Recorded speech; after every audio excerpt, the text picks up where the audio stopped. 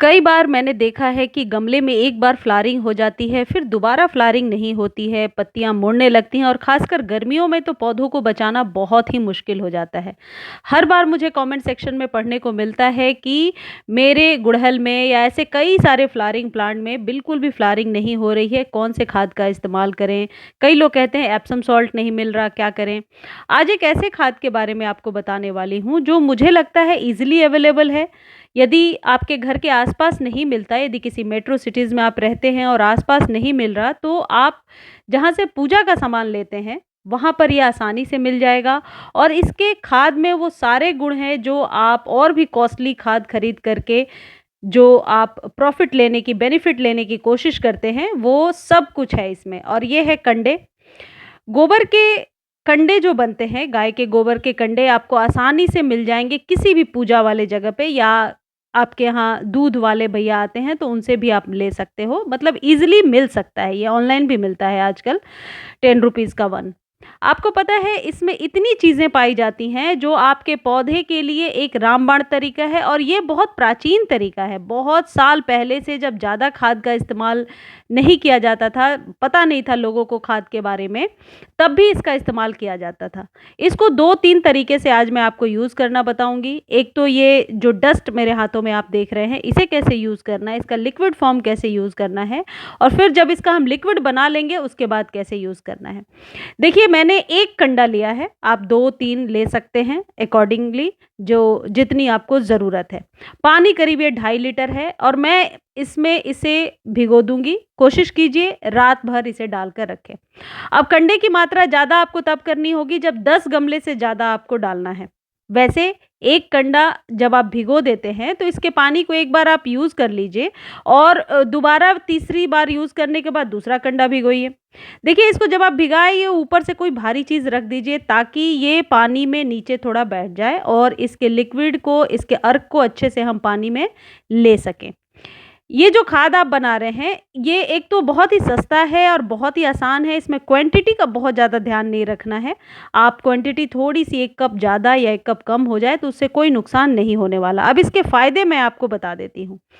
देखिए, पुराने कंडे में 50% नाइट्रोजन और 20% फास्फोरस और पोटेशियम होता है, जो बहुत ही जल्दी पौधों में घुलनशील होता है और जल्दी ही पौधों को इंस्टेंट, आप कह सकते हैं, खाद मिल जाता है। इसके अतिरिक्त गोबर की खाद में सभी तत्व जैसे कैल्शियम, मैग्नीशियम, गंधक, लोहा, मैग्नीज, तांबा, जस्ता सब कुछ पाया जाता है सूक्ष्म रूप से। अब आप क्या कर सकते हैं, यदि आपके पास भिगोने का टाइम नहीं है और आप सोच रहे हैं कि इसे डायरेक्टली कैसे यूज़ करें, तो आप उसके डस्ट बना लीजिए जैसे मैं अभी आपको दिखा रही थी, और उसके डस्ट को ही आप 1-1 चम्मच 8 इंच के कंटेनर में आप यूज़ कर लिया करें। देखिए, यदि आपके पास कोलियस वगैरह का है तो मैं अभी साइमल्टेनियसली ही आपको बता देती हूँ कि इसे घना बनाने के लिए ऊपर से ये जो 2 आपको दिख रहे हैं पत्ते, जैसे मैंने अभी पिंच किया, वैसे पिंच कर दीजिए और ये घना बनते जाते हैं। ये जितने भी लीफी प्लांट हैं, इनको 1-1 चम्मच आप वो डस्ट यदि दे देंगे जो अभी आप देख रहे थे, तो जब-जब आप पानी देंगे, ये इसके जो अर्क है वह पानी में मिलता जाएगा और आपके पौधे को मिलता जाएगा। देखिए, खाद तो बहुत सारे होते हैं, लेकिन ये जो खाद है, ये एक तो प्राचीन है, टेस्टेड है, इसका रिज़ल्ट हमेशा अच्छा होता है, और दूसरी चीज़, ये बहुत जल्दी मिट्टी में डिकम्पोज़ हो जाता है, यानी कि 2-3 दिनों में ही आप इंस्टेंट रिज़ल्ट अपने पौधे पर देख सकते हैं। इसमें मौजूद कैल्शियम, मैग्नीशियम जो होते हैं, ये पौधे के स्टेम को स्ट्रॉन्ग करने में और फूलों का साइज़ बढ़ाने में और फूलों के कलर को सही लाने में हेल्प करते हैं। देखिए, मैंने तो आज ही भिगा कर के आपको दिखा रही हूँ, पहले से भिगा कर नहीं रखा है। यदि आप इसे 4-5 दिनों तक भिगो देंगे छाया में, तो ये और भी अच्छा काम करेगा, लेकिन इसमें हल्की-सी स्मेल रहेगी। अब मैंने इसे भिगो दिया 3-4 घंटे, इसका अर्क पानी में थोड़ा मिल गया है। बाद में कुछ इस तरीके से ये सॉफ्ट डस्ट सा बन जाएगा।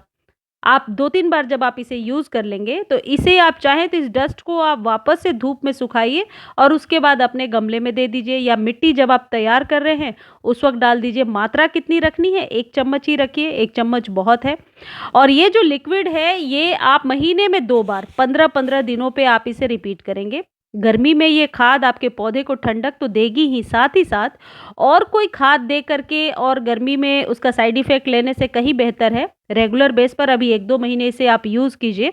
बरसातों के बाद हम खाद बदल देते हैं, क्योंकि हर समय हर सीज़न में एक ही खाद काम नहीं करता, सीज़न के अकॉर्डिंग ही खाद देना चाहिए अपने पौधे को, जिस तरीके से हम मौसम के अकॉर्डिंग खाना खाते हैं वैसे ही। और देखिए एक चीज़ और ध्यान रखिए, जब आप इसे बनाने को रख रहे हैं तो इसे शेडी प्लेस में रखेंगे, धूप में नहीं रखेंगे, शेडी प्लेस में रखिए। पानी जितनी मात्रा हो ले सकते हैं, मैंने 1 कंडे के लिए 2.5 लीटर पानी लिया है। इसमें मैंने मिलाया नहीं है, मैं डायरेक्टली यूज़ कर रही हूँ क्योंकि अभी 3-4 घंटे ही तो हुए हैं इसे भिगोए हुए। आप चाहें तो ज़्यादा देर तक भिगो के रख सकते हैं, इसका कोई साइड इफ़ेक्ट नहीं होगा। और इसे आप अपने सारे इंडोर और आउटडोर दोनों ही प्लांट को दे सकते हैं। इससे यकीन मानिए बहुत ही अच्छी आपको फ्लावरिंग देखने को मिलेगी। इसके बहुत सारे केमिकल फ़ायदे हैं, जैसे पौधों को पोषक अधिक मिलता है, मिट्टी में कार्बनिक पदार्थ मिल जाता है और मिट्टी का पीएच लेवल भी मेंटेन रहता है। यदि कई लोग ऐसा कहते हैं कि सारे खाद दे दिए और फ्लावरिंग नहीं हो रही है, तो इसका मतलब आपके सॉइल का पीएच या तो लो है या फिर ज़्यादा है। 6 टू 7 तक पीएच मान रहेगा तभी फ्लावरिंग बहुत अच्छी होगी। मोगरा में तो ये खाद बहुत ही अच्छा काम करता है। देखिए मेरे मोगरा में कितनी कलियाँ बनने लगी हैं, हर एक स्टेम पर कली बनी है। देखिए ये जो गोबर की खाद है, जो लिक्विड फर्टिलाइज़र मैं आपको बता रही हूँ, इसको आप 3 तरीके से यूज़ कर सकते हैं। डस्ट पार्टिकल को यूज़ कीजिए, लिक्विड को यूज़ कीजिए और लिक्विड के बाद जो सब्सटेंस आपके पास जो चीज़ कंडे बच जा रहे हैं, उन्हें आप डस्ट बनाइए और सुखा के या तो रख लीजिए या मिट्टी बना रहे हैं तो उसमें डाल दीजिए। तो यानी कि इसमें वेस्ट होने वाली कोई चीज़ नहीं है। 10 से 15-20 रुपए खर्च करके आप अपने पौधे को बहुत अच्छे से स्वस्थ रख सकते हैं। अब आज किसी ने मेरे से पूछा था कि कौन-कौन से प्लांट्स लगा सकते हैं। अभी मार्च में मैंने दूसरे चैनल पर वीडियो डाल दिया है कि कौन-कौन से प्लांट को लगाना है, आप जाकर के देख सकते हैं। देखिए वैसे ये एक ही बड़े गमले में, यदि आपके पास जगह कम है, बड़ा कंटेनर ले लीजिए और उसमें एक ही रिक्वायरमेंट के 4-5 प्लांट्स लगा दीजिए। मतलब यदि शेडी वाले प्लांट लगा रहे हैं तो सारे शेडी वाले लगाएँगे, कम पानी वाले लगा रहे हैं तो सारे कम पानी वाले। देखिए मैंने फर्न लगा रखा है, नीचे पर्पल हर्ट है, ऊपर ये ड्रेसिना की एक वैरायटी है और बगल में सॉन्ग ऑफ इंडिया है और इतने बड़े कंटेनर में ये देखने में बहुत ही खूबसूरत लग रहा है। अभी नया ही, अभी जस्ट कल ही लगाया है मैंने, संडे को ज़रूर आप लोगों के साथ शेयर करूँगी। अभी गर्मियों में आप फर्न ज़रूर लगाइए अपने घर में, ये सालों साल आपके गार्डन में रहता है, हैंगिंग बास्केट में भी बहुत ही सुंदर लगता है।